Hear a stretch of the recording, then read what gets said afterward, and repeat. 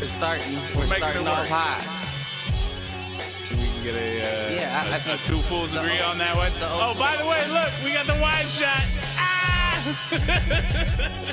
There was you had accountability. Now what I can Now all you need is a podcast and a YouTube channel. no, not even. Where give me the money. Show me the money.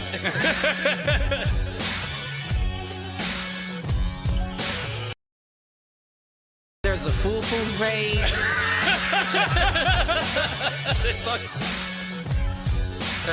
Shoot the J. Shoot it.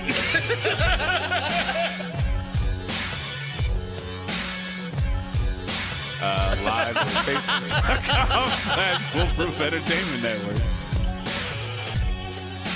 I need you on Twitter. I need you to repost the Facebook pages. To raise a human before I would Trust a human to raise a pack of wolves? before I would trust a pack of humans to raise a wolf. Right. I hear you.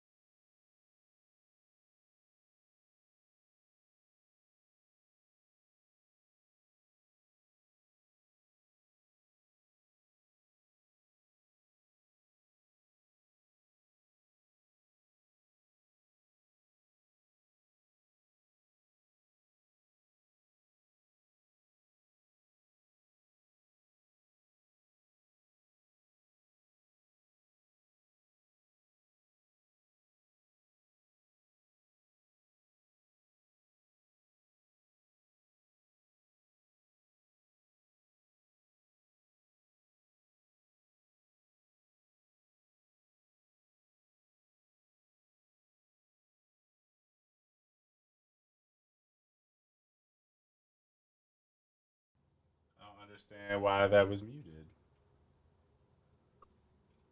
Who's muted? There it is. There we go. Yo, what up, fools? Welcome to another edition of Two Fools Agree, as always. I'm your host, Michael Reggie, here with my main man, Clifford Jordan Jennings. That's me. I don't know what is going I'm on here. with it, man. I didn't change any settings between last time and this time. Like, yes, I was looking at settings, but I didn't change anything. We all know what happens when nosy motherfuckers get to looking at shit. You're not wrong. Something's gonna happen You're not whether wrong. you like it or not. All right, well, At least we welcome to episode overcame that battle. 120 of Do Fools Agree. How was your week, What sir? episode is this? 120. Hit the showers passed us 120. up a while ago, I think. Yeah, we at 155, I believe, but my week was all right. I mean, Did you have to work today? Were you guys open? listen, I didn't even know it was a holiday. You hear what I'm saying? All right, I got you. Had no idea it was until I looked down at the internet and was like, "Oh, it's Veterans Day." I tell you what, this is the first year we've gotten it. So For real? I actually didn't realize it was a holiday until yesterday when like 3 people said enjoy your long weekend. I'm like, oh shit, that's right. See, when people say shit like that to me, it just ruins my day because it's like, damn, I work tomorrow.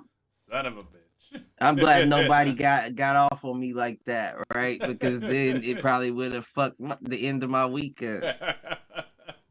But I just toughed through it like a champ, not knowing at all what was really going on. So they got one. They got one on you then.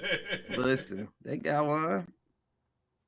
But appreciation to all the veterans out there. Amen. And all the active live members of the military. So Veterans Day is for the ones that made it. Memorial Day is for the ones that didn't, right? That's how that works. Is that listen, you telling me something, baby, because I don't know nothing about it. That's why Memorial Day, everybody gets off. But Veterans Day, we still need them to work. Oh, is that what that is? Okay. Shit, they probably still working the way shit going nowadays. No doubt. Shout out to my favorite veteran, Mr. Carl Frederick Covington III. Oh, it's good, G.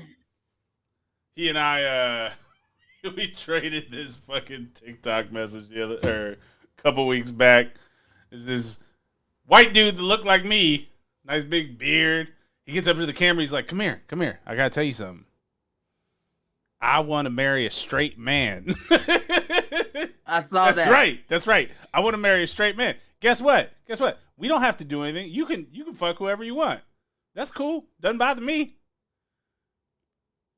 I'll do the cooking, you do the cleaning, or guess what? We got money. We'll fucking hire somebody to do this shit for us. Guess what? Because we can. But I'll do the grass, you do the weeding, or guess what? We're two straight men in America. We'll pay somebody to cut our grass and mow it and weed it for us. He just took it there. He goes off for like 15 minutes on this shit. I see that shit. And I'm just dying. I'm like, he's got a point. I kind of want to build a compound now. 2 master bedrooms. We could buy one with one and just build the other one. Or guess what? We could pay somebody to build it for us. Because you know what? We got money. Right. All right. Yeah, no. I'm trying to find a fault in his logic, and I'm not finding it. I just want the benefits of it. 2 income. The fault in the logic is that easygoing, and this is going to offend a lot of women. But it's the truth, though. That easygoing. They were just talking about this on another podcast, like how random dudes can just meet each other and get along for an extended period of time, but women in the whole the joke on the podcast was they were like, well, what about the WNBA? And they were saying, well, the distraction of basketball is keeping them from hating each other, pulling hair, getting in fights, and throwing drinks. I mean, talk to any school administrator, any inner city teacher. It's not the boys you worry about at school. That's what I'm saying. Because girls do not give a fuck. So if you have that perfect situation, a 2 straight male relationship, right? Really all you are roommates at that point. Right. Now, once you... We could do a civil partnership, though, and get the benefits. Now, here's where it gets... Married, filing jointly, baby. Once you choose to start entering the women that you like into that's where you fuck it up. That's where the whole situation goes awry, because she can't stay here and she stays here both at the same time. Oh yeah, they'll hate each other. You know what I'm saying? Like, it's not that won't work out for anybody. Right. All right, so then you don't bring women back to the place. You only fuck them at their place. And then this is our sanctuary. Maybe once in a while we do a barbecue. I mean, that's where shit gets weird for me. You know what I'm saying? That's where the line gets crossed. Right there. Habitual line stepper. Right there, right at that moment where it's like not bringing any females home, and this is just us here. Well, you know what? I mean, I get it. But if it's a compound, right? And I'm thinking like basically building a multifamily home where like they don't have to interact. And then when they leave, we still chill. Nah, because there's a theater room. There's a theater room in between the 2 apartments. Nah, because then you get right back into the you spend more time with your boys than you do me situation. Well, you know what? You're right. And how do you explain this situation to her? You feel what I'm saying? Like, it's a whole, well, guess what? mind-boggling mess. I tell you what. Once a woman doesn't think she's getting a ring out of you, you can have some much more frank conversations. That's another lie. I'm only going to see you once a week, the same as I see these other women once a week. Yeah, I mean, all I can say is cheers to each to your own. You know, if it sounds like a great idea to anybody out there, hop on it. Be the litmus test. So that was inadvertent thought number one off of our veterans. Salute to veterans. That's an inadvertent, all right. We've got Superfan in the chat coming back. Women have been saying for years, I just need a wife. You know what? I don't need a wife. I need a second income that can help me pay for the shit that I want. Like someone to cook and clean. I don't need a wife. I mean, I don't know that same situation works, though. No, I don't think it does. I don't know that same situation works in reverse.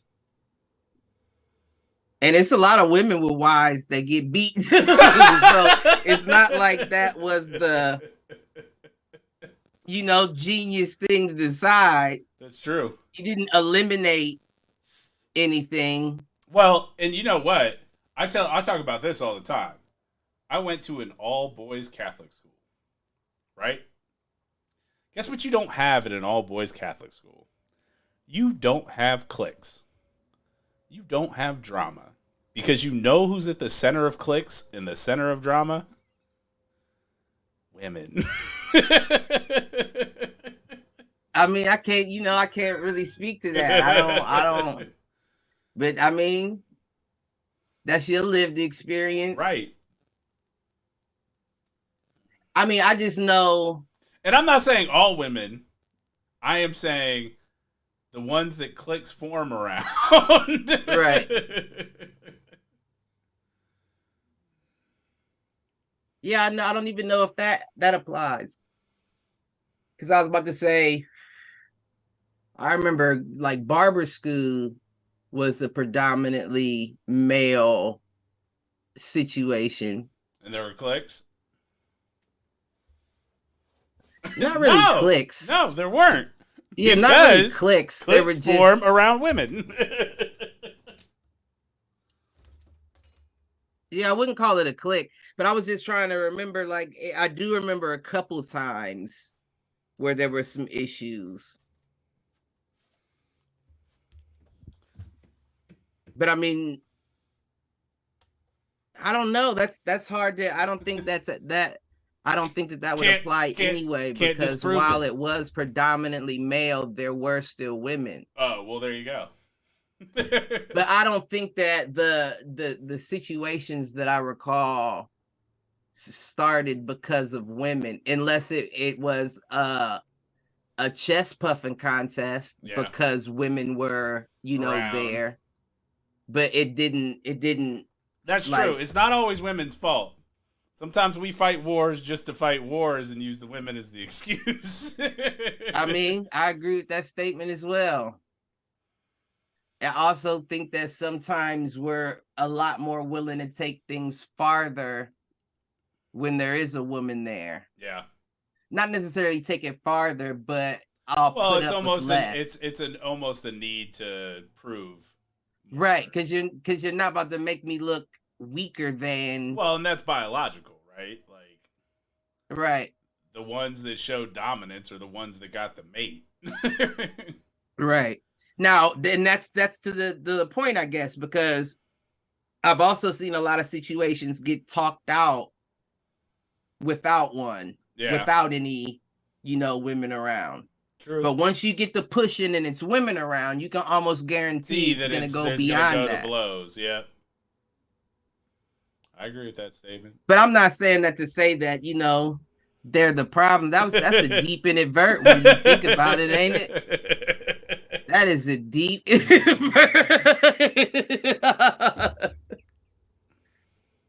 man. Nah, it's just a mixture. It's just a mixture in the situation. It's amazing how people say when they, you know, hit it off with the person that they, you know, truly believe they love, that it's fireworks. Yeah. It's crazy that they call it chemistry, right? Because it is that. We're like a one of those situations where I didn't want to say oil and water because that separates, right? Yeah. But there's a chemical reaction with a male and a female.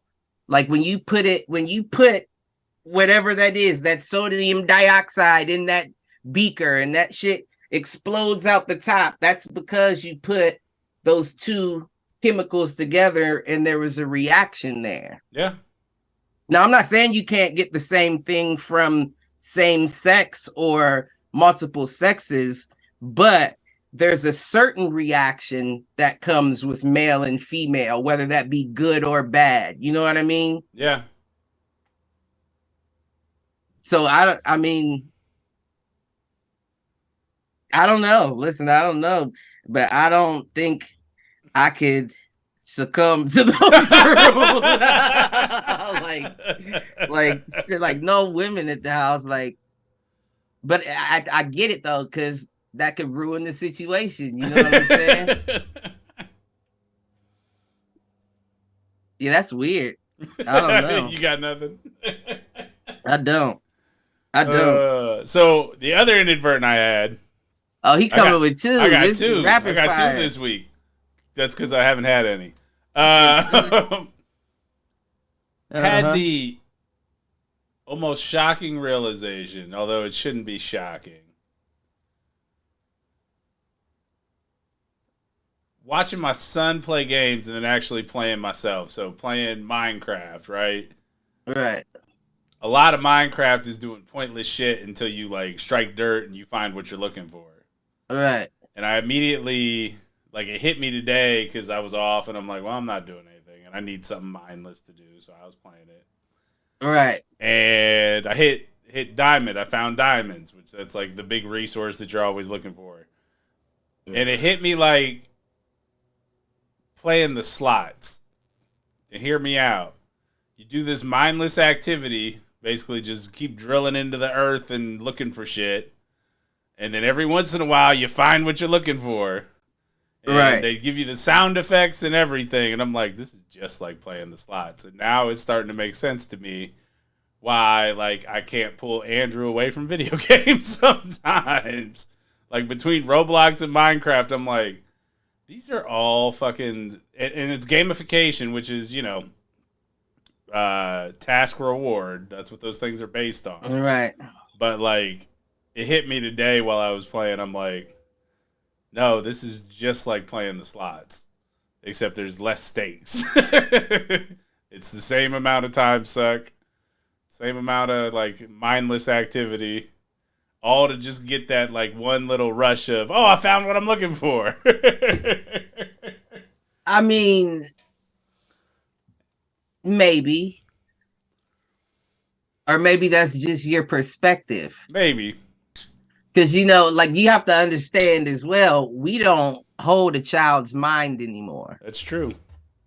You know, they could be viewing that world from a completely different perspective. They could get a kick out of building little mine roller coasters and towers and forts while they're, you know. And you know what? That's actually a good point, because when he and I play, like, I end up being the one like resource gathering, which is that gamification mechanic. Because you need a purpose. Right. I need a purpose. And I can't do like the mindless. I shouldn't say mindless. I can't do the creative aspect of it. Like, it just frustrates me.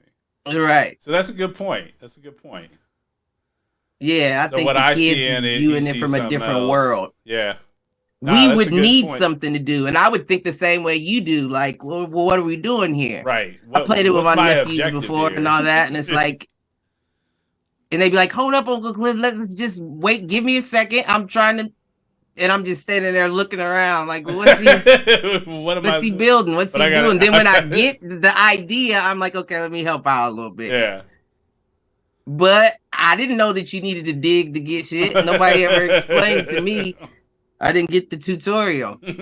So I'm just here to look blocky around. And stupid with you. Whole game based off of pixels. Oh yeah, no. The thing that I originally used to say about Minecraft, and it's probably true for kids, like it's a digital version of Legos.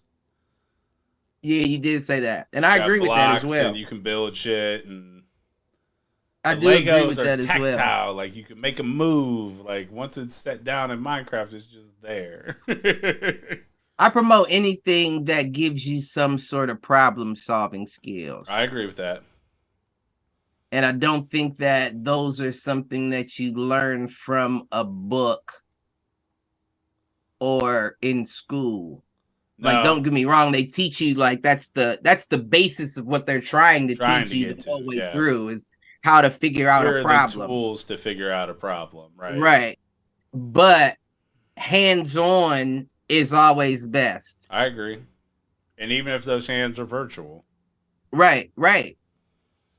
Like he was showing me this app for like his classroom today that it was, and I should know the technical term, but it was basically like geometric drawing where you draw something on one side of the screen and it mirrors it on the other and like the whole design comes together or whatever. And I'm like watching him. We're doing that in his class. Yeah. And they've got Chromebooks that they get to take home or whatever. So right. To me. And just watching his like thought process go through the stuff, I'm like, all right, I was worried about this kid's imagination and I'm feeling less worried about it now.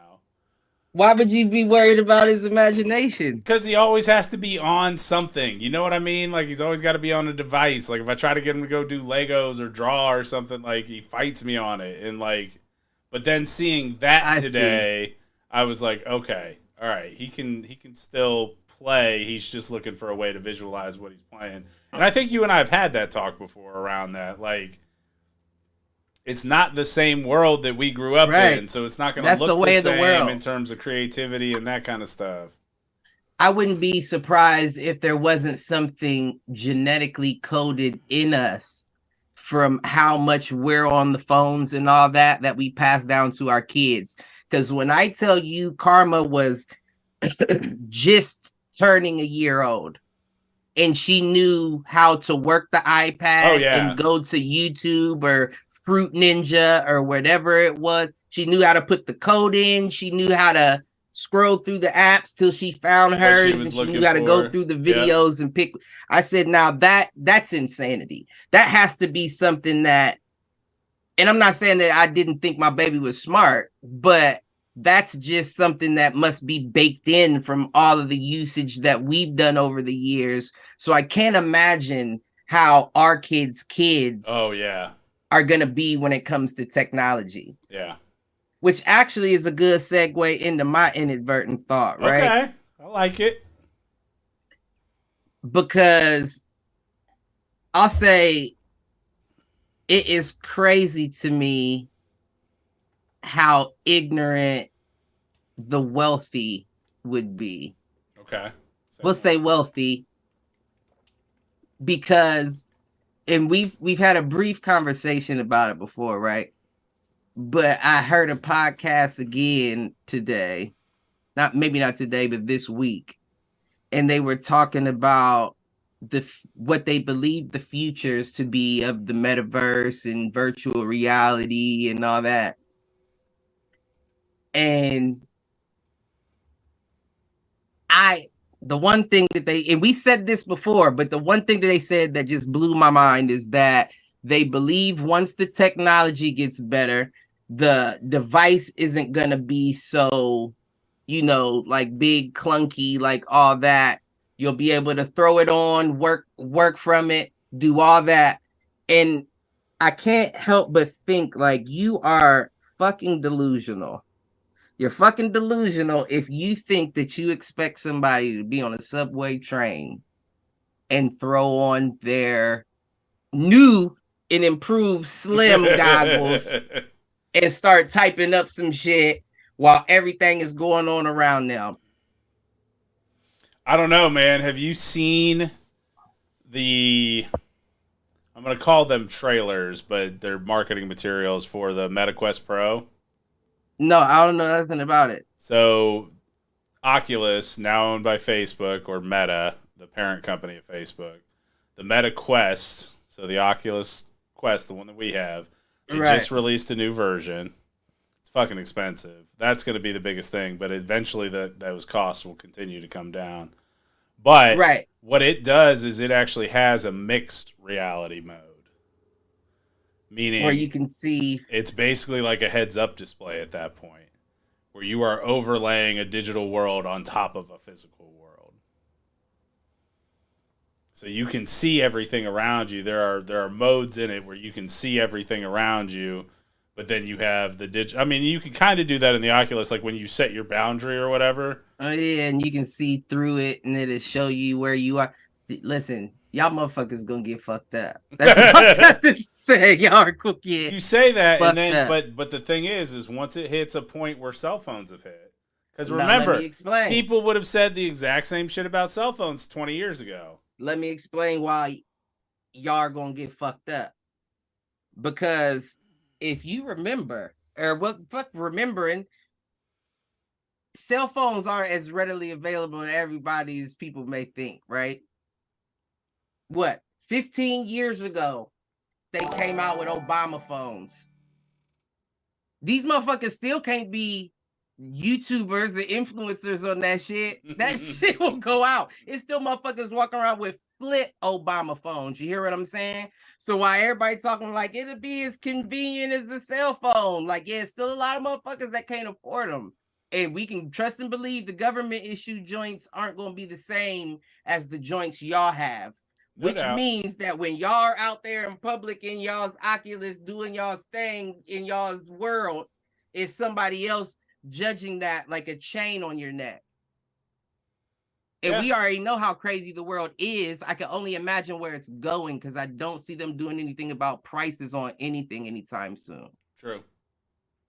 So motherfuckers is going to be looking at the person who pulls their Oculus out, and as soon as they put that snap and bring it down over their face, you're going to have a lot of people getting fucked up out here. I mean, I don't. Let me see an Obama iPhone. Show me one. I don't disagree up to an extent. I think you will hit a point where people will get fucked up over it, and then it will continue to grow until it is, again, I go back to as ubiquitous as cell phones. People are more likely to own a cell phone than they are a house. Right. You feel me? People are more likely to own a phone than a car. Right, so you think the homeless is going to be on the street with their Oculus? They might be. I mean, shit. How's she going to dealing with being homeless? Cold as shit, wrapped up in 3 layers. Wrapped up in 3, exactly, on a beach. These motherfuckers are crazy. They're crazy, I tell you. They're crazy. I don't know, man. I don't think it's that far off. I think it's 10 years out. And watch what happens. And if we are still doing the show Joe Rogan in 10 years. I think 5-6 years from now, you'll see people getting fucked up over it. And then 5-6 years after that, it'll be close to ubiquitous. And guess what? It's not going to look like an Oculus headset. It's going to look like these. That's how small the technology is going to be. And they're going to look like a pair of glasses. And where you see like a reflection on my glasses right now, that's going to be the screen. And with the screen, you can have it less than an inch wide. And that close to your eyes, it's going to look full screen, but you're still going to be able to see around you. That's an interesting take. I mean, you got to remember, Google Glass came out 10 years ago. And they were like this. But I understand it was just like web browser or like your phone. But it wasn't that far off. And you combine those two technologies, you're gonna be wearing this Google Glass, or your virtual world is gonna be powered off of this in your pocket. And it's gonna be a Bluetooth connection. Or some other wireless connection. I don't know if that. I mean, it could. I mean, the hardware inside of an Oculus. It could make you safer. I don't know. The hardware inside of an Oculus isn't that big. Oh, I'm sure. Like the weight of in fact, the new one, the Pro, like it's I think half as thick, something like that. And guess what? Oh, really? That's technology though. Technology I think it's Moore's Law, every 5 years or 7 years, this processing speed doubles. But the device size shrinks in half. Uh-huh. You got to remember, like, when we were growing up, and I remember this, my dad's office at the state, working as an architect, their fucking tape drive computers were from here to here. And that was in the early 90s. Now almost everything you could do that he was doing back then, I could do on something this small. All right. And that's we'll see. 30 years ago. We'll see. I don't trust motherfuckers, and I definitely don't trust these delusional motherfuckers. You think the last thing they worried about is safety? Oh, they don't give two shits about safety. Yeah. Just beware is all I'm saying. I know we say you're not gonna catch me outside wearing it. Listen, I know we say it with the video game all the time. You never buy the first go round.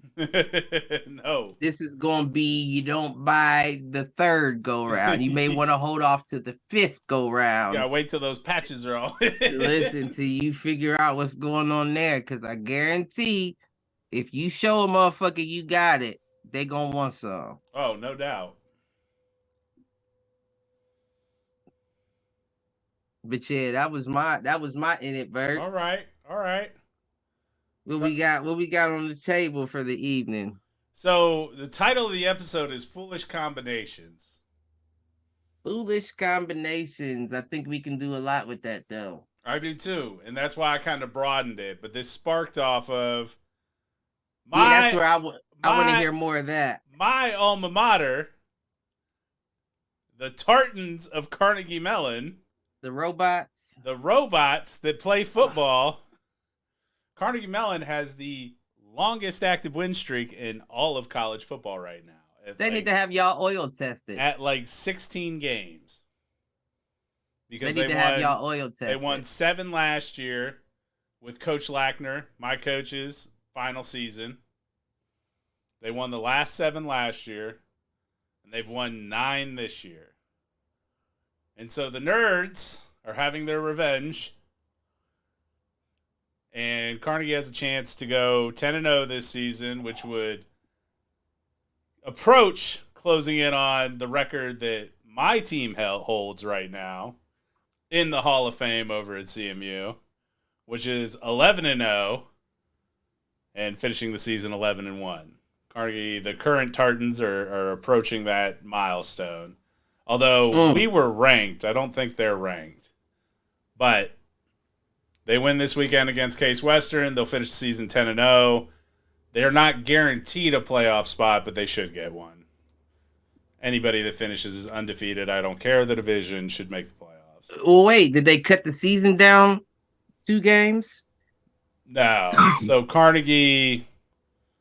Division 3 always finishes like the second week of November, and then so you say when you finish your season 11-1, you're including playoff victories and losses as well. Yep. Okay, I follow. Yep.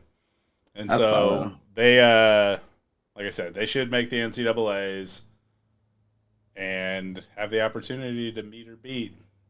Now, I want them to beat Case. and I want them to lose in the first round of the playoffs so that we maintain the record. But I will not be mad if they make it to 11-0. I will only be mad if they make it to 12-0. You better stop talking about them before they tap into your mainframe and delete all your programs.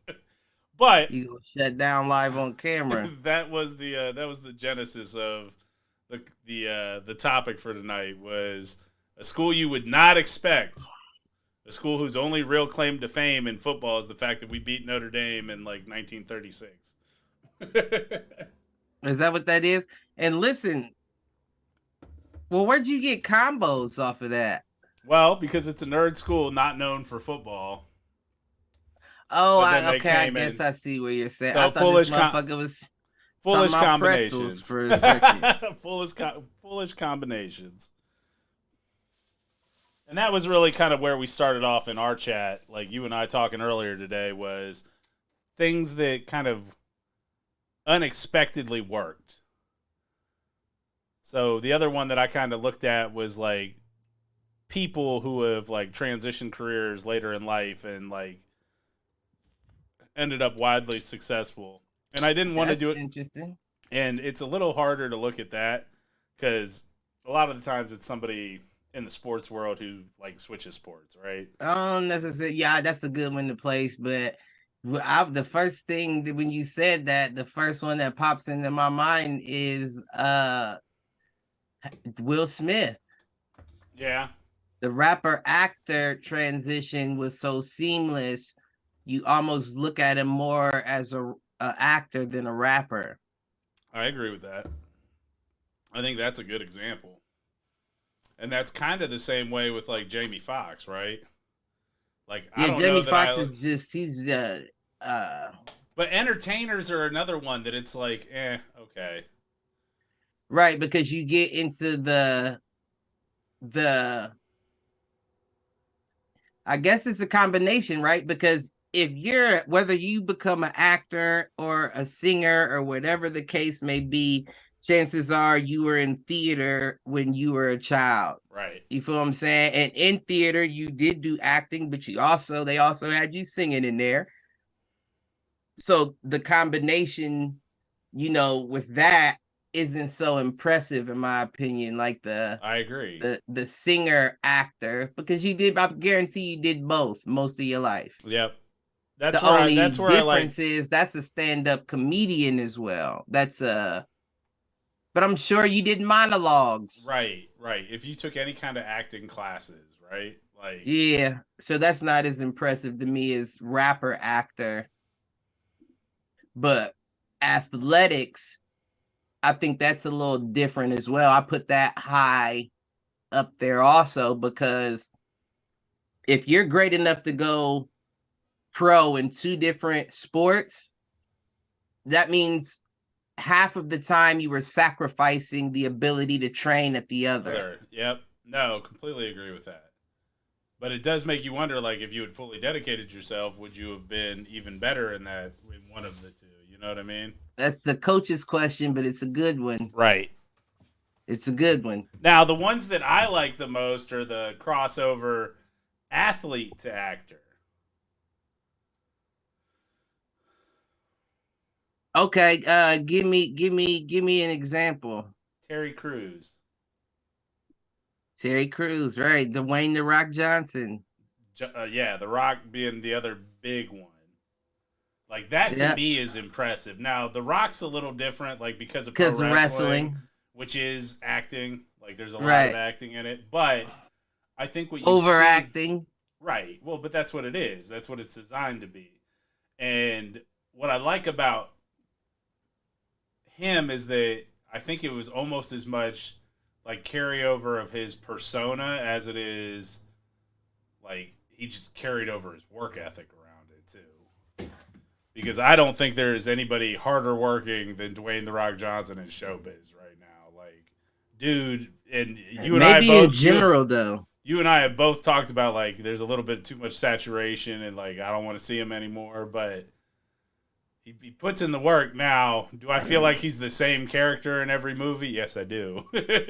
He is. Although I will say I did go see Black Adam this past weekend. That's the new DC joint where he's basically the call it the ethnic Shazam. But it's darker too, ain't it? It is. It is much darker, and it was actually weird that it was so dark because I've gotten used to seeing The Rock in like comedic roles, and while there are like little things that are funny about it, it's not. There's not humor in it. Right. Like it is a pretty straightforward and brutal kind of story. And that's not to say that there aren't like jokes from other characters in it, but he is like stone cold the entire time. Pardon the pun. He is like he doesn't have any comedic elements to him really. Right. Now, there are points where he is fucking people I wish up. my face had a sound effect. What? That face. Wah, wah. But the only like funny elements with him are like how much he fucks people up. Like he just tosses people, just throws them. Kind of feels like Hancock, the way he just tosses guys.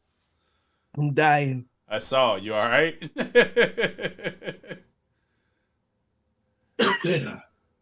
Oh man.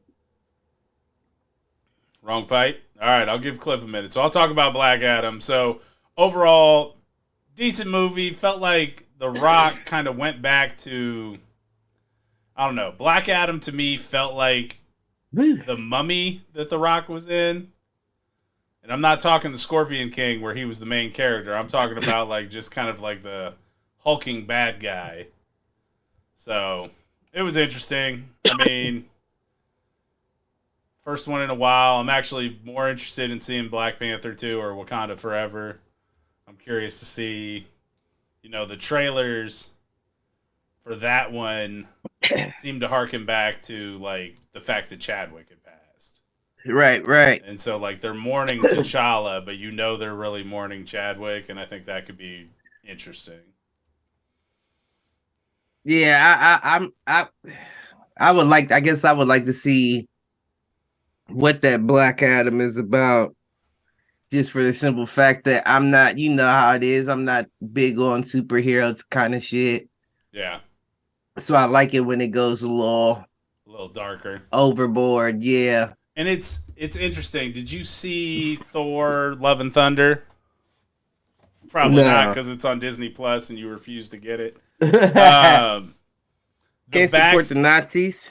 The backstory for the villain in Thor: Love and Thunder is actually pretty comparable to Black Adam. Like it is it is a haunted past kind of thing.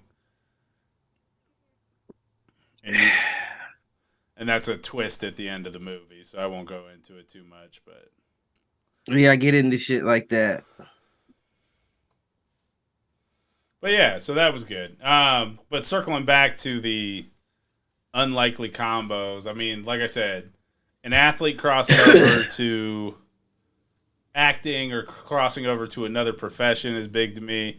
I mean, honestly, when entertainers in general become, I guess, more business folks or, moguls and that kind of thing, like everything that Jay-Z's involved in right now, like becoming a sports team owner, that's doing a lot of the stuff that he's doing, like, not to mention, B's got her own stuff too. Yeah, no, that's an interesting one to throw out there. Because that might be, nah. You think he's gonna buy is he in talks to buy the Commanders? I guess he's supposed to be trying to put a team together to buy him. Gotcha. So, need more black owners. Is there one? Like I said, need more black owners. Can we get one? Can we get more? Shit. It's not even in. Well, I guess Jordan's a partial owner. Okay, that makes sense. I was about to say, I don't think there's one in basketball, really. Yeah, there are partial owners, of course. Well, you know who's going to... We've had this talk. You know who's going to be the first black owner of an NBA team. LeBron? LeBron, the day he retires, he's going to buy the Cavs.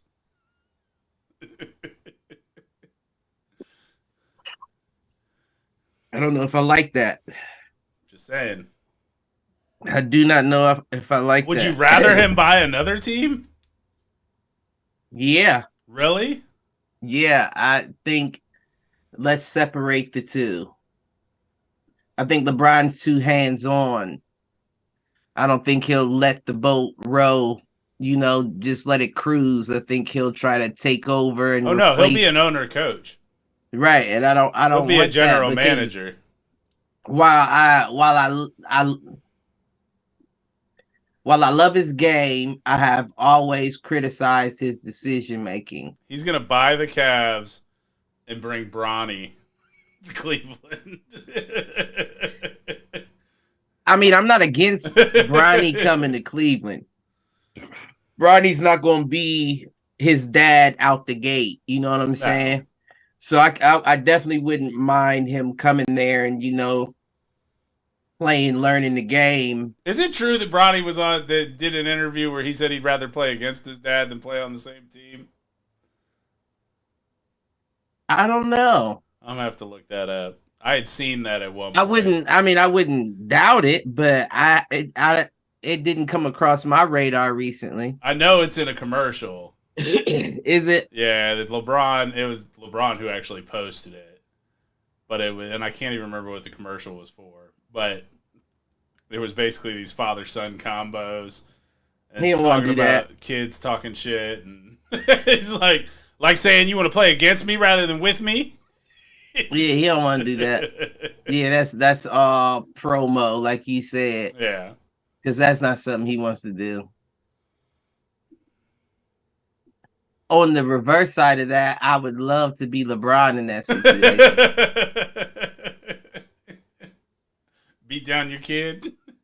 Oh my gosh, I would be good. calling ISOs and switches all day. Pick him, screen, bring him over here. And then I'm banging on him. And I might step over him and look into the camera like this.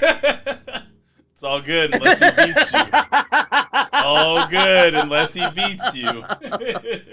Right. But he ain't got it in him.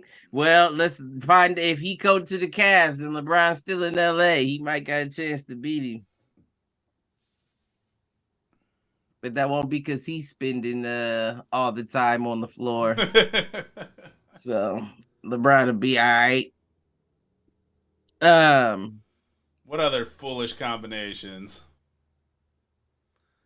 I also like when you said that too, I was putting like other combinations together. Okay. Like pineapple and pizza. Like I know that's a topic that gets everybody like in a frenzy. You know what I'm saying? Oh, that's why it's the first question in the dating questionnaire. Is it pineapple and pizza? Yeah, that's a topic that gets everybody in a frenzy, but I don't think that it's bad, right? Like I don't think that. That's always my response. Like personally, I think the debate's overblown. I don't mind it, right. But I don't want it on every pizza. Well, I'm not gonna order it, right? Like right. I'm not gonna. But if it's out there, I'm probably not gonna say no to it. Right, but yeah, somebody else bought the pizza and it's hot and ready, so to speak. Hot and ready. I'm gonna take Little Caesars. Listen, I don't know if I want pineapple from Little Caesars though. No, I'm fine with Little Caesars pizza itself. You may not know. You may be wrong. It would be canned. The thing is, Little Caesar would be canned pineapple. They just sprinkle it on. You never know. The way they sending them motherfuckers out the door, they can have that Whole Foods pineapple, and your chunks be so big they don't go through the oven right. That's my fear. They sending them out so fast they can just be cutting and peeling pineapples in real time. Dropping fresh pineapple on it. They didn't bake that pizza with the pineapple. They just threw the pineapple on top. But, Assembly line. You can't sleep on Little Caesars. They the new pizza of the NFL for a reason. And they've been better than Domino's. I don't care what nobody say. I'll take a Little Caesars pizza over a Domino's pizza. I don't know that I've had Domino's any in day. 15 years, 10 years. Yeah, the only Domino's pizza that I ever really liked was the cracker thin crust with the white sauce, and pepperoni and spinach. Ooh. Yeah, that joint went hard. But now, I do like the white probably be chicken and spinach, since I stay away from pork. What other combinations like that then? I wrote down bacon and brown sugar. Ooh. Yeah, it's weird the way that the flavors go together. Savory, you know how sweet, man. Savory sweet. Yeah, something about bacon and brown sugar that the flavors just go together. I wrote strawberry and skin and cinnamon and skin. And that's not no Jeffrey Dahmer situation. It just, you know what I'm saying? It's more so when you think of like all the edible lubes, they're always those two flavors. So it's something about strawberry and skin or cinnamon and skin that must really be getting the what's it called? Scoring. I don't know. I got a variety pack. It's got caramel, strawberry. I knew your motherfucking ass. I knew your shit had a whole maple syrup cabinet up there in your room. I just knew it. I just knew it. That motherfucker that said, I'm finna sign these papers when they come and live my motherfucking. I got lubes and condoms in one and toys in the other. Let's go. And lead me to my lube cabinet upstairs behind my dresser. And restraints in the third drawer. Listen, live your life, G. That nigga 50 Shades of I don't know if he gray, but it's getting there. It's getting there. I saw it the other day. It's right coming through here. 50 Shades of gray. Just call me a ginger. I don't know about that. Oh, your beard is. It is. And it drives me nuts sometimes. Oh, shit. That nigga looked like he was watching Mel Gibson's back, I'm trying to tell you. Oh, shit. What else did I forgot about the rocks. Aye. You did. Listen, it's the reason that you're good at that accent like that. The fuck? This nigga look like a Lord of the Rings background actor. Aye, in my axe. Just that big motherfucker that come out of nowhere in the background in the fight scene, and they be like, "Who's he?" He's not listed in the credits. It just say Warrior number 3.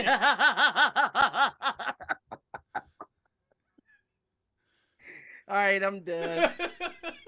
I got a weird one. How about sex and baby oil? Ooh.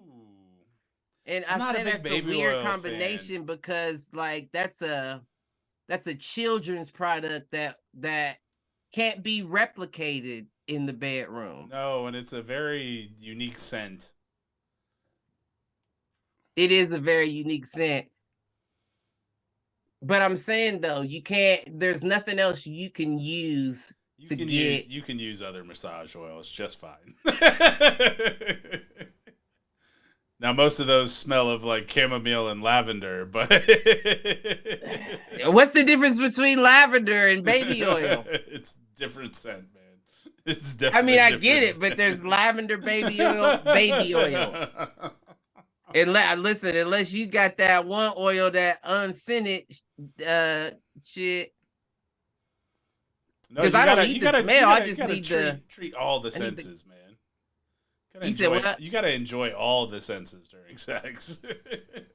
But I don't want an artificial smell. It's almost like, and this is a bad analogy, don't get me wrong. It's awful, and motherfuckers might spit out their wine when I say it.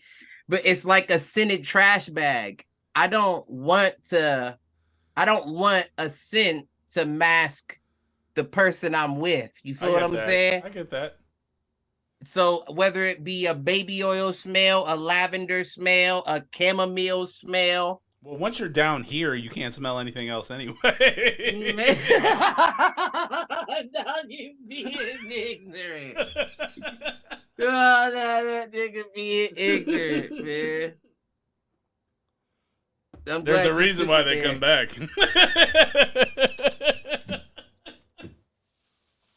Yeah, I don't know. I just feel like baby oil is the easiest to get a hold of. That's true. You go anywhere, Walmart, Kroger, CVS, anywhere. The corner store. You hear what I'm saying? And you're going to find baby oil. You're not wrong there. And over my lifetime, I've used baby oil more in sex than I ever have on my child. You know what I mean? Like, I'm with you there. I don't think we ever used it. Yeah, like baby oil on my child. Nah, like it's not that deep. Like baby lotion, maybe. Yeah. I don't know about baby oil. I think that was all just that was a ruse. They put that on there, but they knew. No, they did it. They put it there to make it seem like it wasn't a sex product, right? So they could sell it in grocery stores. Johnson and Johnson should be ashamed of themselves. Man, listen. I got a smoke and coffee. I mean, and it's really whatever you prefer. You know what I mean? Yeah. Some people like cigarettes. I like the Black and Mild in the coffee back when I smoked them. Yeah. Black and Mild and a Diet Pepsi in the morning. Yeah, I know that was my coffee. Black and Mild and the coffee on the way to work. No, I'm not saying that that's ever been a good. I'm not going to say that. I've had enjoyable drives on the way to work. Yeah, because you're not at work yet. Nah, G, anything other than prior to work is not a good time for me. I don't care what nobody say. I'm not the kind of person that can wake up an hour before work and get a good workout in or watch a good TV show or movie and be like, time well spent before work. Yeah. Because I'm still thinking like, you got to be at work here in a second. Yeah. I'm with you. It's not enjoyable. It's almost torture. You want to minimize that time between getting up and right, as much as I can. You know what I'm saying? Like, and that's what's crazy about it, because even when I worked second shift, where it was like 12 to 8:30, that just meant I had to stay up later and sleep longer. Yeah. But I'm not trying to start my day how I do now at 7 a.m. or whatever the case may be and be rocking until 12:30 when I gotta go to work. That just doesn't make sense to me. No, I get that. Unless I'm doing something else that's, you know, worth something, like bringing in extra funds, or because I can always start the clock before I hit punch in at work. Yeah. But it's not, there's no there should be no downtime really ahead of me going to work, because I need to already be in that mind frame. No, I get that. Same reason I used to take a nap before games. When I woke up, it was a different mode. It was a different mindset. That's interesting. That's interesting. Yeah, no, I didn't nap before games. I just listened to music and tried to yank my own chain, like I was, you know what I'm saying, like a dog on the chain. I used to try to just rile myself up a bit. See, I was always super, like, very rarely did I get antsy before a game. Like, it was always that. And what killed me, college, like, our warm-up was harder than the game. I'd get that sweat going, and I'd be tired afterwards and be like, man. But then that first contact against someone else and switch flips. Right. Now you just clocked in. Right. You sent me that video of those two hammer throwers. They were decent. They were good. Yeah, nah, but that girl, that young lady. She's quick. She was the one that I was impressed by. I was like, God damn. it was even the fact that the first dude like shanked his throw a bit. He did, and he was out of phase with the ball, and what that means is he got to hear where the ball was behind him, and so he yanked it. That's why you see him yank it. Where you want to be in phase with it pretty much the whole way. Like, you want to be here with it the whole time. Right. That makes sense, huh? Because hers was right down the middle. Oh, yeah. Hers was right down the middle, and it was high. I thought it was great that you sent me a hammer throw. I was like, "Ooh, I was not expecting this." That shit was impressive.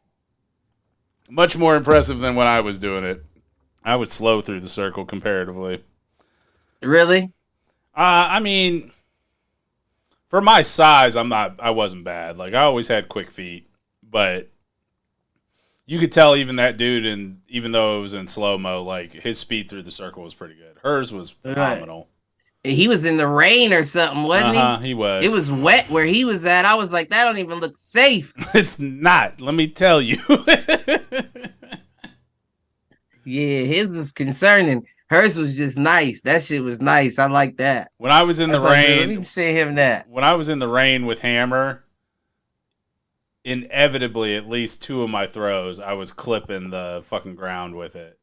And what was cool with the hammer is when that hammer hits concrete, it sparks. Oh, I bet.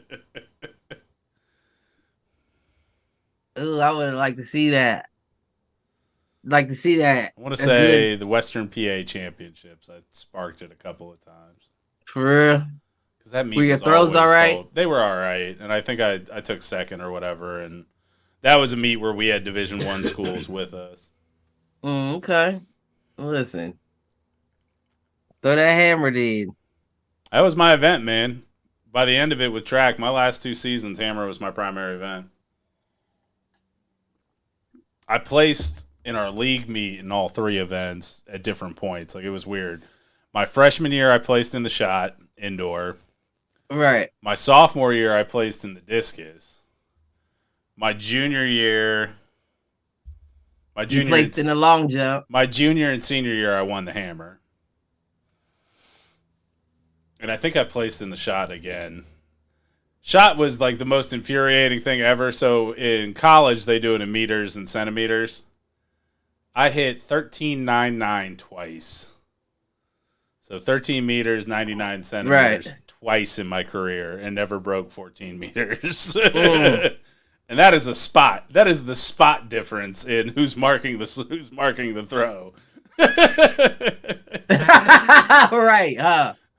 Fucking centimeter, dude. Maybe that's your level. I mean, what was crazy is that I hit 13.99 as a freshman in college, which is, I think it's equivalent to 46.6 in terms of feet and inches. Right. Which was my PR from high school. The difference between high school and college, though, is 4 pounds. You go from throwing a 12-pound shot to throwing a 16-pound shot. Right. But yeah, I never passed 14 meters in the shot, and now that's been... I mean, I think the record at CMU... I finally got knocked off the leaderboard, I think last year or the year before in the hammer. Really? Yeah. I spent a good 15 years in, like, the top 2. Go back and get your master's. I don't have any eligibility left, or else I'd think about it. But going back to your point earlier, 2-sport athlete. I never got to dedicate the time that some of these kids have gotten or that get to dedicate to it because that's their only sport. But what did it matter though? No. Motherfuckers like that do shot, discus, hammer throw, they don't get paid like that. No. Even if you make the Olympics, you better hope you is marketable. You get endorsements. Because you still don't get paid like that. Most throwers aren't. Listen, that's what I'm saying. You still ain't gonna get paid. So it's like I'd rather go all out in a sport where I could compete with the best for the best money. Yeah. Than ever be the best at something I can't get paid for. Right. Well, no doubt. If you have the option to be good at something where you can get paid for it or not. Listen, yes. Legacy don't feed your kids. No, but it was cool being able to take A-Reg there when he was 2 or 3 and show him like, yeah, this is Daddy up on the wall. Right. Now that's something. You might need to do that older now that he knows. Yeah. Gotta let these kids know you got champion in your blood. Use it.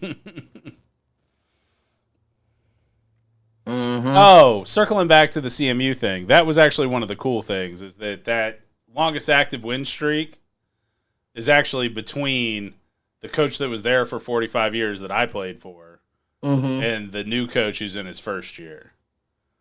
Which I think that's just a really cool legacy moment. Passing a hand. Yeah. Passing a And that to me is awesome. And if they, because I mean, let's face it, the team that's there right now was not the team that this new coach recruited. That's Lackner's team. Lackner may not be the head coach anymore, but he's the one that brought those kids there. Right. And so to me, to your point, I don't know that you see a passing of the torch like that in sports. Right. Rarely does a coach come in his first year and do something like that.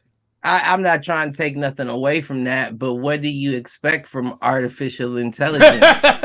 That's true. You just talk about Moore's law, right? So the processing speed is doubled this year. Right. The fuck, we do that in the first year now. We compute. The fuck? Oh, but back to my list, I guess. All right. What else you got? I got mint and tea. Okay. It's something about a good sweet tea with some mint in there, man. That just bless you. Thank you. That I don't know, it gets me. See, I also got ass and white girls. That's true. I'm a big fan. Man, it's something, and I'm for all of mine. I'm not saying that, y'all ain't the OGs at that or nothing like that. I'm just saying when a white girl turns around and has in the words of my London brethren, a nice bunda. When you see that it's almost like, oh shit, you know what I'm saying? Damn! Right. You weren't expecting it. So it's like seeing a unicorn. It's not like seeing a unicorn, because let's be honest, since Dr. Miami and all them came around, we don't know who was homegrown and who didn't, But I do love a white girl with ass. I agree. Man, it's something about it. I don't know. Something about the combo. No arguments here.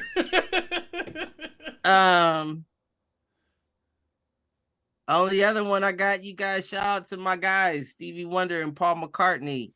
Ebony and Ivory seems to go well. That's true. We just need to get Just bring it in, Cliff. Bring it in. Get into that. If I could lift my arm and walk here. Listen. Amen. We just need, let's let the world figure that out. Great things when motherfuckers mixed together. Who's beating the piano? Who's beating the piano? I don't know. Nobody. What about Othello? Isn't that game with the black and white chick? That's true. It is. Listen, the fuck? Come on now. Let motherfuckers be great is all I'm saying. I don't even know if I remember that I like that game or not. I just remember it. I don't know. Yeah, it's a good question. It's been a long time. I don't remember. Speaking of games, I don't know if you saw this one on social media when I posted it, but I've created a monster. Kid is good at trivia. No, he's not. Yes. So, in fairness, this game is called Outsmarted. It's app-based. It's a trivia game. And it does have, different levels for, there's an adult, teen, and, junior. I think it's the lowest category. We've played this game 5 times. I think I've only won 1 game. Really? But that's also, you're not in the juniors anymore. No, I understand. I'm playing the adult questions. He's playing the junior questions, but still. Oh, okay. So that's different. Then I don't know if you have an excuse. No, I don't. So it's interesting, because he's really good at the soundtrack, like the songs and soundtracks one, which I was a little surprised by. I knew he'd be good at movies and TV. The back to school one, there's a back to school category that he does well in. The other one he does well in is the pub trivia, which is just miscellaneous shit. Right. The only thing he gets stumped on is current events. Right. It gives a fuck. But yeah, man. Created a monster. Yeah, who gives a fuck? Nah, it's all right. That's what you're supposed to do. I mean, you ain't never been no slouch when it came to using your head. No doubt. So I doubt. I doubt that your child would be. And that's where, I don't know. I was glad that was another one of those okay, this is kind of cool actually. Right. Kind of feelings I wasn't sure that that he'd get into it at all. And he got a little frustrated at first, and then he started hitting them and hitting them and hitting them, and now he has to play every other day. And I'm like, all right, well. You're learning something, if nothing else. So right, let's do it. Right, that's sneaky education. That's what's up. It's a trip seeing the little bastards grow. I will say that it is a trip, man. Karma's she's becoming a preteen. Well, she is a preteen, so you see her personality changing. Yeah. And I mean, I enjoy it. You know what I'm saying? I know as girls get older, they get more quiet and reserved. I get it. You know what I'm saying? I know you probably doing shit you probably shouldn't be doing, sneaking out, But that's all a part of growth and learning, understanding. Do your thing. Just don't make crazy decisions. That's all I got to say. Right. Live your life, though, and you don't live it without making mistakes. That's true. I'm not that kind of dad that's gonna be on you every time you fuck up. It's the level of fuck up that what's going on. Yeah. And the ability to be open enough. Don't be all quiet and shy with me and then be all out wild and crazy with your friends because now when something happens, I'm looking at you like you fucking sneak. You know what I'm saying? But if you demonstrate that personality to me, then I can only imagine what happens with your friends. That's cool though, because I know that's in your wheelhouse. What you are. It makes sense. And you're not just showing out for friends. That's who you are. Right. Yep. Right. But I need to figure it out with you. We both got to figure you out together. Now, see, meanwhile, I'm no, mine is fucking wilding out all the time. Some of the shit that he says to me, I'm like, well, he's at the age where he's still supposed to. That's true. If he continues doing that at 12, 13, now it's my nigga. Either we're going to need you to chill the fuck out. You know? Calm down before they start thinking there's something wrong with you. I got to pay for extra classes and bullshit. Calm that down real quick. It is. Little Mama's got a birthday coming up, doesn't she? Yeah, goodness gracious. Got to get in on that. Shit, I gotta figure it out, man. I ain't gonna lie. I'm probably just gonna toss her some cash. I got so much going on between this leave I was on, digging myself back out of this financial hole. Then I gotta put my car in the shop. That shit $1,800. I'm like, God damn, I just can't get right. But it's interesting, right? Because I feel like I'm no magician or nothing. But I like making magic happen. And you can't make magic without a bad situation. That's true. You need that motivating factor. I do get excited to overcome, right? But it's like when you're going through it, I can understand how people get caught up in their depression and anxiety and all that. But that shit's just shit. No, I'm with you, and I think you and I are a lot alike in that regard. Like, it's the whole summer that I dealt with the work shit. Like, it was good stress. I thrive in that kind of environment where my back's against the wall. Right now, I'm a little fat and happy. Listen, I would like to get fat and happy. Just for an extent, right? I don't want to stay that way. No, but people need the ability to recharge. Right. Just a break from the everyday at it type feel, you know? I get that. And don't get me wrong, it's not like I'm at it every day, but every day matters. You know what I mean? If I miss a day, I'm behind on something. Yeah. And that's where you don't have the wiggle room to, you know, be comfortable, to truly be comfortable. No, I got you. But I find comfort in discomfort. So there you go. You know, perspective is key. That's true. And a combination surrounded back of a healthy mental. You know what I mean? You got to understand your own specific mental health. You do. Whether it be flags that get you angry. Because I don't equate, like we talk about, I don't equate the mental health to the same way other people do. But what I do notice is my fuse gets shorter when I'm in a flare up of mental health. Yep. I'm with you there.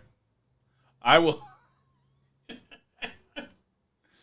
I had 2 moments this week where one of my direct reports instant messaged me on our chat and was like, Reggie, use your inside voice.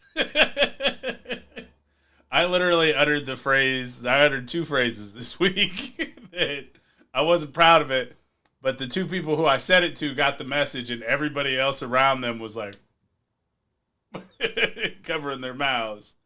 I said, yeah. Don't be ignorant in there, man. I just said, yes, that's correct. That's how prioritization works. If you move this thing above this thing, there's a chance this thing doesn't get done, or at least doesn't get done in the time frame that you want. That's how it works. And that seems like an obvious statement. But there were people on the call that were superior. Not. I did. Right. Well, not a superior. Sometimes superiors somebody outside of my reporting chain. But like, yeah. And my direct report was basically chatted me, and she's like, I can't believe you just said that to that group of people. And I'm like, they needed to hear it because I was done having the conversation. I mean, it's not, and it is, that's the thing about it, is it's not dickhead shit if we're all in this together. Right. If you truly care about your job, your position, and the stuff that you do, this matters to you as well. So it's not dickhead shit when I'm explaining to you that putting something off could prevent it from being completed. From getting done. Absolutely. Because you should have learned that in the problem solving they prepared you for from school. K through 12. Right. The fuck? Time management. Is going on? Time management's one of those first things you're supposed to learn in school. And you want to give these motherfuckers VR headsets? Man, niggas is dying, B. I'm telling you. I'm just playing. I'm not dumb. But I'm joking, but I'm not playing.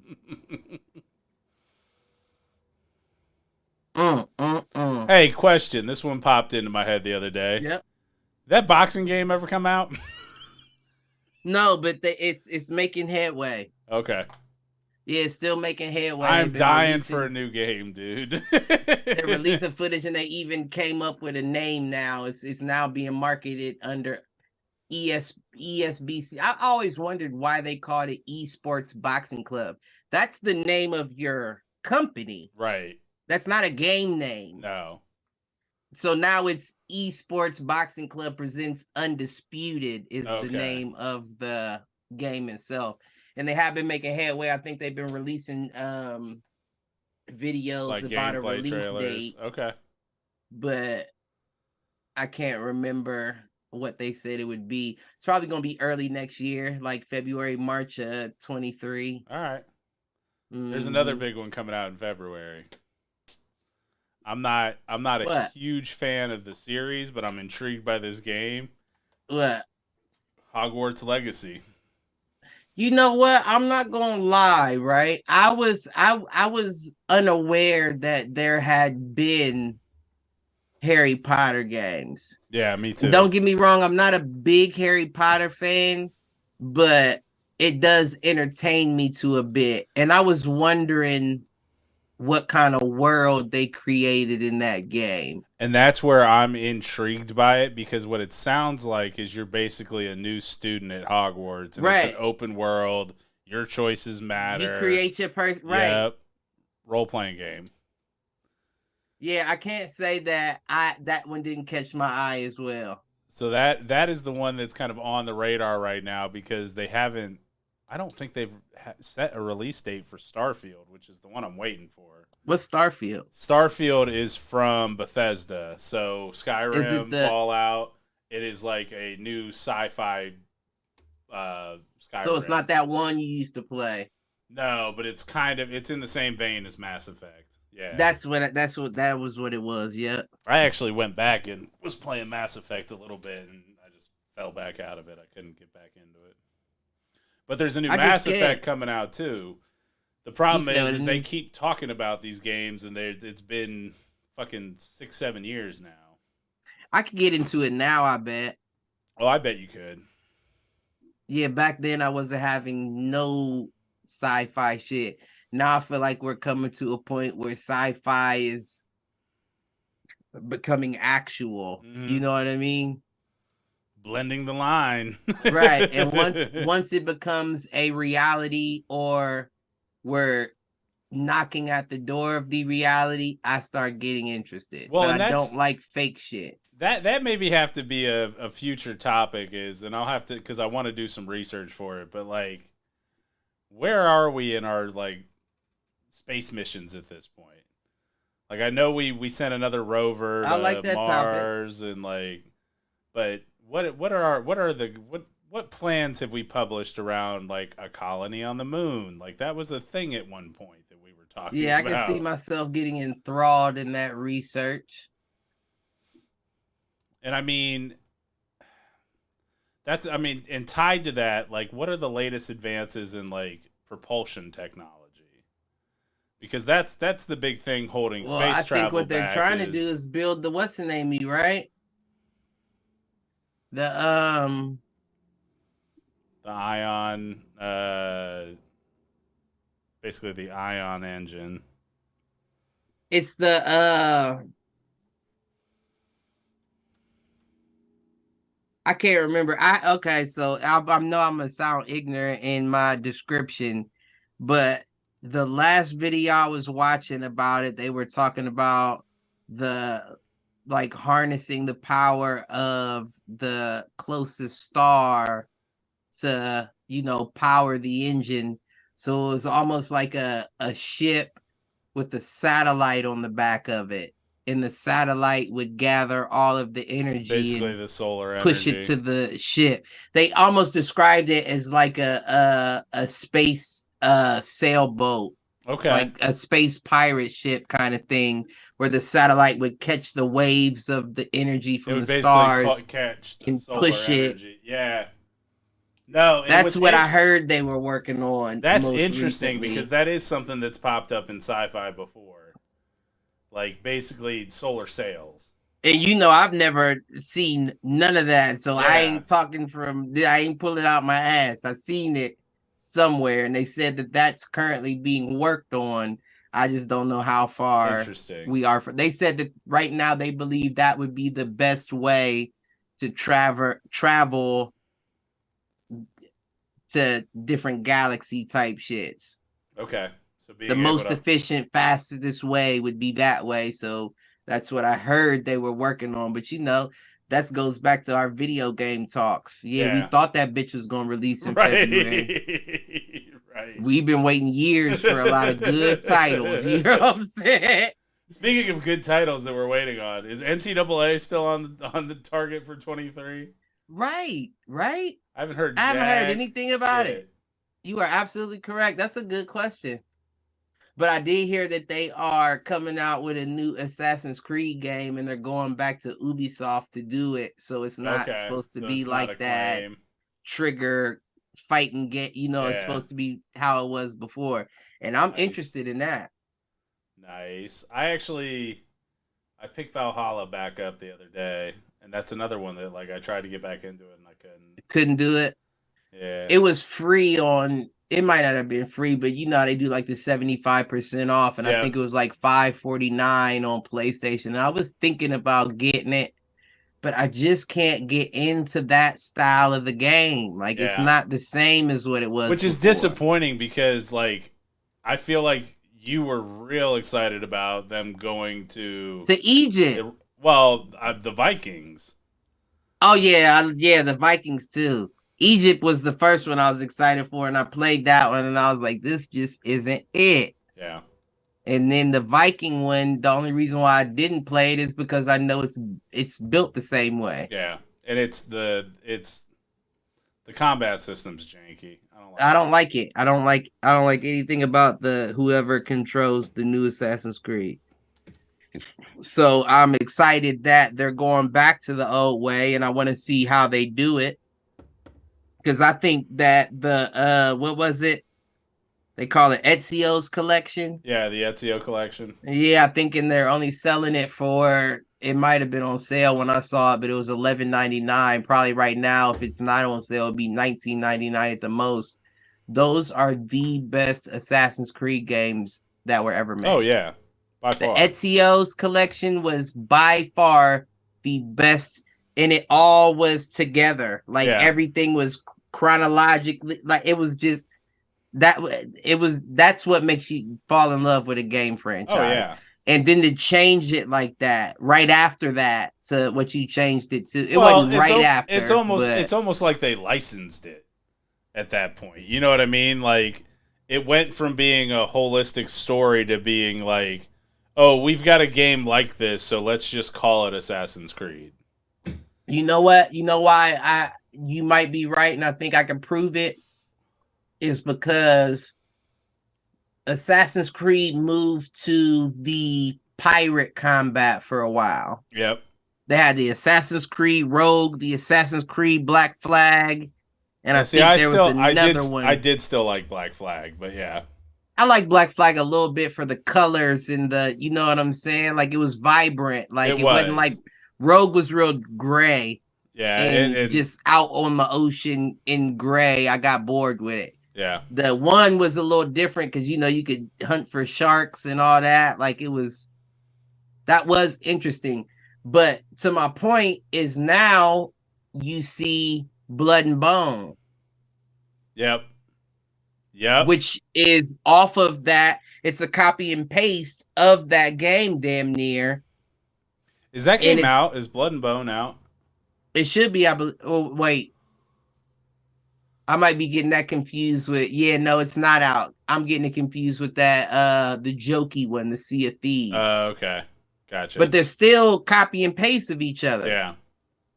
Now that Blood and Bone, I could definitely see myself get into because it's supposed to be co-op, to where you could build up your fleet with your squad. I could see that. That could be interesting. Yeah. That could be very, very interesting. Now, I don't know if they're getting deep into it to where you can go at other squads. Right. You know what I'm saying? Where they drop you at a point in the map and it's y'all fleet against their fleet, see who survives. Now that's when you sold me. Because I don't just want to go through a story. Right. I will go through the story, but I want to play against people. Yeah. I want to be able to shit talk and do all that. That's where the single story games get me. Where it's well, damn, it's done. Now can I get a Call of Duty mode or something, like a death match or? Well, and there aren't a ton of games that have done that really well. Had an immersive single player mode and then still had multiplayer. Right. But we need it. It can be done. It can be. Look at Grand Theft Auto. They've been doing that for the same game for more than 10 years. Yeah, and Red Dead's the same way. I mean, Rockstar seems to have figured it out. All right. Share the fucking algorithm. Actually, the Star Wars Battlefront did it too. The second. Was that the one where you the short-haired white dude that was the apprentice Jedi or whatever it was? That one. I don't know if I can't. I don't think Fallen Order had a multiplayer mode. Maybe it did, but the Battlefront was the girl. You were playing as this Imperial woman who eventually changes sides, etc. And that's like Star Wars deathmatch stuff for the multiplayer. But that game is known for the multiplayer, but the single player story on that one was pretty solid. Assassin's Creed had a very beastie multiplayer, if you remember. I do. And the multiplayer was like Call of Duty, where it was like a death match, but you could like stalk your prey. True. You feel what I'm saying? Like they could be going for a kill down low, and you could be walking up top along the roof and jump down. Like it was interesting, even though it was so simple. Yeah. And I don't want to say so simple, like for people that haven't played it, like to detract you from it, because I guarantee the online gameplay isn't there, because that was back in before Xbox One and them came out. Yeah, that was 360. That was Syndicate. I didn't play the Syndicate. Okay, it was the one before Syndicate then. It was I feel like we get into this debate all the time. Yeah, I can't remember, but the one where they were in London, nonetheless. And they just did away with all of it, sold it to whoever, and just let them fuck up the product.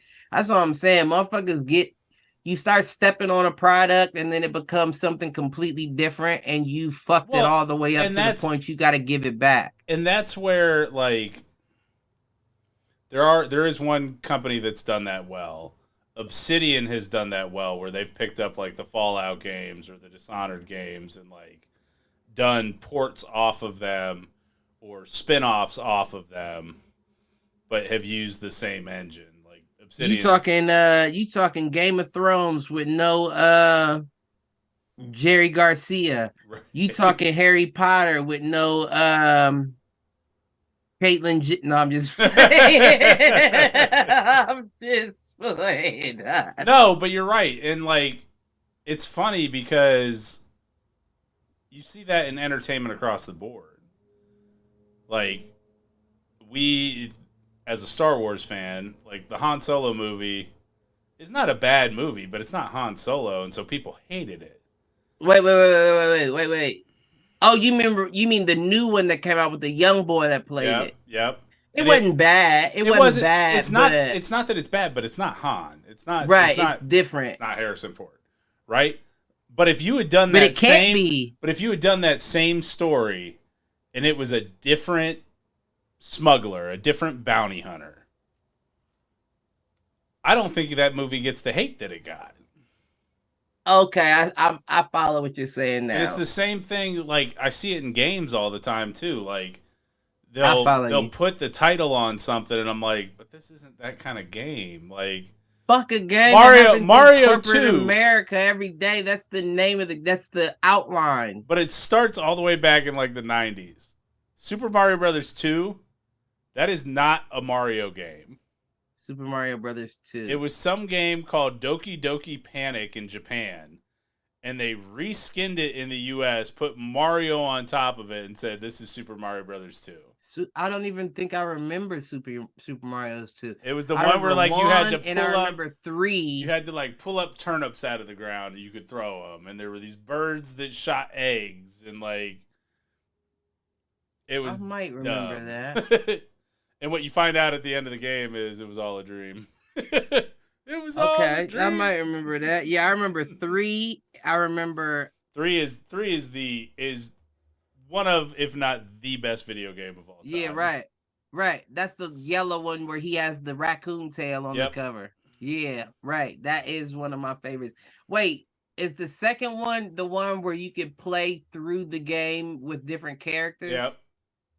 Okay, I remember that now. Yep. You can pick Mr. the little Toad or whatever, the princess or Luigi or Mario. Yep. I do remember that. We used to play that at grandma's house. I remember that game. I remember that. You know, the only games that seem to do it right are fighting games. Fighting games will take the engine from something and completely just brand it as like the Power Rangers fighting game or the Ninja Turtles fighting game, or like it's easier. It's true. It's easier because it's not even a world, right? Like it's true. Just a pasted background. Yep. Like you have less gigs to reformat. You know what I mean? Like all I gotta do is change the background to our background, make some trees blow, and update the fighters, and we're good to go. So it's easier. But when you dealing with like open world to kind of defend the new Assassin's Creed people, you're thinking you got it right. You're trying to innovate. Yeah. But your innovations are off. Yeah. But at the same time, it's interesting, right? Because it seems like from currently the Assassin's Creed community, and I'm no expert like I used to be, but from what I understand is it's split down the middle. Yeah, in terms of... where certain people like the new version of the Assassin's Creed and certain people want the old version. Well, and that's where, like, do your fans a favor then. Call this Assassin's Creed the X series and call this Assassin's Creed the Y series. Like, and you could get away with it and keep the AI. IP. You could keep the IP, the intellectual property, in the mainstream at all times, but you're satisfying both audiences. Right. And probably making twice as much money. Yeah, your processing speed's been doubling, G. That AI brain of yours is kicking, man. Carnegie Mellon, home of the robots. Congratulations on the 9-0. Let's go for 10. Beat the Spartans this weekend. But if y'all beat inner city team, coach, have them robots oil tested. I'm telling you. Because they going to piss test y'all boys if y'all win it. Have them oil tested. Make sure they on that WD-30. All right, man. What else you got? This has been a good conversation. I think we got a good one. I got nothing left. All right. You got anything to close us out? Love everybody. Even the robots. Depends on how you feel. I'm not gonna say that. That's what they used to say about black folks. Love everybody. And I'm sure them motherfuckers gonna be working for free for a while as well. So like, subscribe, share. Tell them friends to tell them friends. Tell them enemies. Tell them to troll. We out. Go ahead. That's all we got. Peace out, fools.